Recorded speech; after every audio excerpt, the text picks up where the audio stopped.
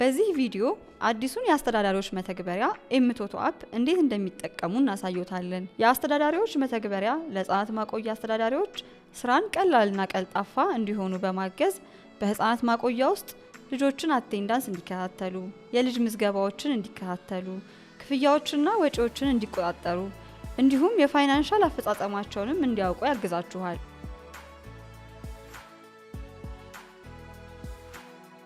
ለመጀመር የኤምቶቶ ዴይኬር መተግበሪያን በነፃ ያውርዱ። ስልኮት አንድሮይድ ከሆነ ከፕሌይ ስቶር ላይ ወይም አይፎን ከሆነ ከአፕል ስቶር ላይ ያውርዱ።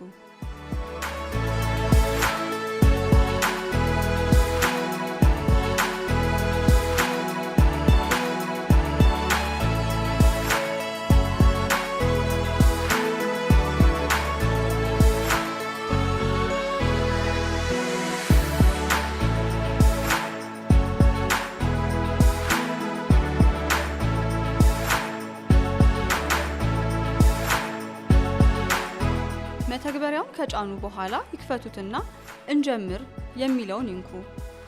ስልክ ቁጥሩን ያስገቡና ኦቲፒ በመጠቀም ይግቡ የሚለውን ምርጫ ይጫኑ።